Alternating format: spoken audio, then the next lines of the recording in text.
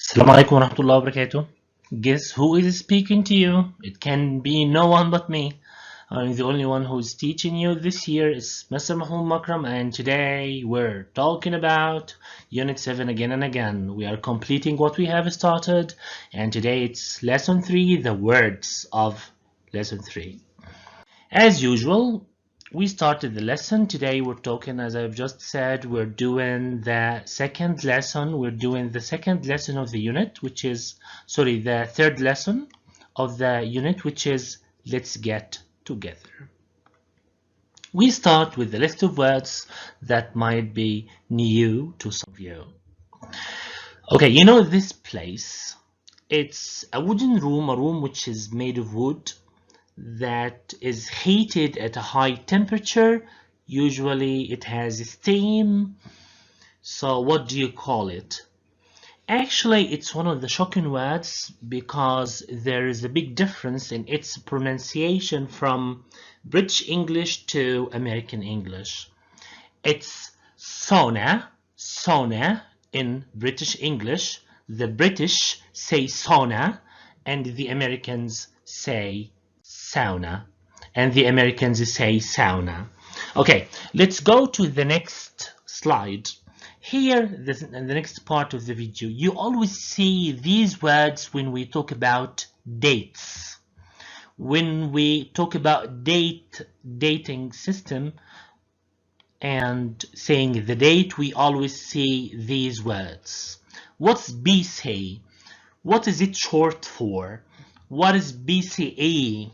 And what is it short for? What's CE? So when you say we have this year, for example, 250 BC, what's BC and what does it stand for? Actually, BC means before Christ. You know, of course, Jesus Christ.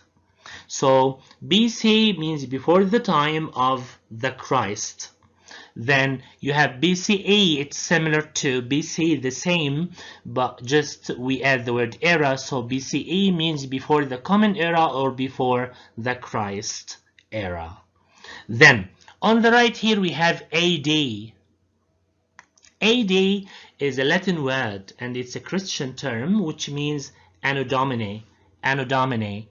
It means after the time of the Christ.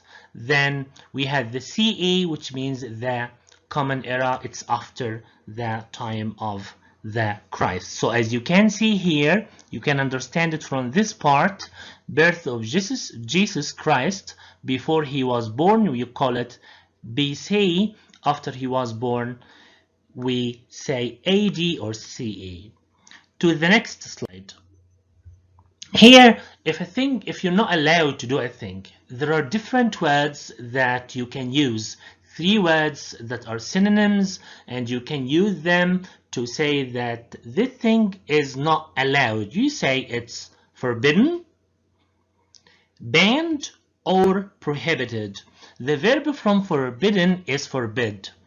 So the verb from forbidden is forbid, and then forbidden, banned, the verb from banned is ban, and the verb from prohibited is prohibit. If a thing is forbidden, so you're not allowed to do it, you can't do it, you mustn't do it. For example, parking here is forbidden, you can't do it, you can't park your car here. Why? It's banned, it's forbidden, or it's prohibited. Then comes the common word, which is stimulating. Stimulating is a very nice adjective. It's actually advanced vocabulary. So stimulating means interesting simply. If a thing is stimulating, so it's inspiring, motivating, interesting, exciting, energizing, arousing, or it's simply interesting or exhilarating or intriguing. So the word stimulating means very interesting and exciting. The verb is stimulate. If a thing stimulates you, or if a thing is stimulated, it is encouraging. It's encouraging. So to stimulate means to encourage. Stimulating means interesting. The noun is a stimulus. A stimulus is the thing that causes growth. So stimulus, of course, stimulus is a singular noun and the plural is stimuli. Okay. To the next word. What does it mean to smuggle? What does it mean to smuggle? What does it mean to smuggle drugs or to smuggle weapons? Who is a smuggler? To smuggle is to take things which are illegal from a country to another. So drugs are smuggled by smugglers, weapons are smuggled by smugglers. Of course, the act of smuggling is illegal. It's illegal to smuggle stuff. And of course, the smugglers use different ways to hide the things they are smuggling. They can put them in a tire, or they can hide them like under their clothes or in their bags, in trucks, whatever. They have their own ways. Then, okay, you know this team very well, of course. You know the Netherlands. The Netherlands, someone who comes from the Netherlands is Dutch. Someone who comes from the Netherlands is Dutch. So you can say that Robin van Persie is Dutch. You can say that Ruud van Nistelrooy is Dutch. That Van der Sar is Dutch. The Dutch team. The Dutch team. Someone who comes from the Netherlands is Dutch. Of course, you can say as well Holland. Holland means the Netherlands. The Netherlands. The Netherlands. Then to the Commonwealth. It's a nice verb. Of course, you know bath or bath in American or British English. Bath, he's taking a bath. So it's like similar to he's taking a shower, with a little difference in meaning, of course. But what is the verb? This child is going to, the verb is bathe. Bathe. To bathe means to take a bath. A person who bathes is a bather. A person who bathes is a bather. So again, bathe, like as in, breath and breathe. Breath, hold your breath, and breathe in and breathe out. So bathe and bather. Then comes this word. It's a nice word. Oh, don't forget to what the toilet before you leave. To what? To flush.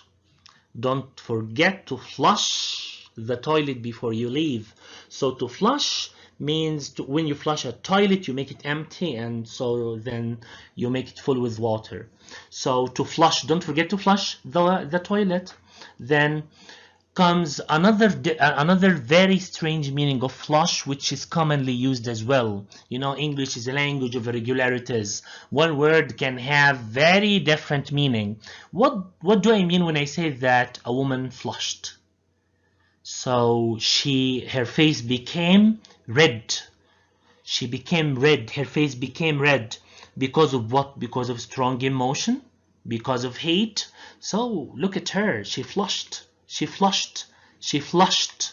So flush is similar to blush, but of course blush means to become pink in face because of embarrassment. So flush. So now the word flush has two very different meanings. So don't forget to flush the toilet, and she flushed. Then comes the reading text itself of lesson 3 unit 7. It's about coffee, the history of coffee. Of course, in the introduction here now that I've just made, I told you, or I taught you the meanings of the words that might be hard for some of you, such as forbidden, and many other words that might be hard for some of you. And that's it for today. Like stimulating as well. These words, devastated, I told you in a video before the meaning of devastate. Devastate means to destroy or to ruin. I told you the meaning of smuggle. Anyway, read the text. It's a very interesting one, and it's about the history of coffee. Of course, the word cultivation here means farming. That's it for today. Stay at home, stay safe. Inshallah, we will see you soon. Bye.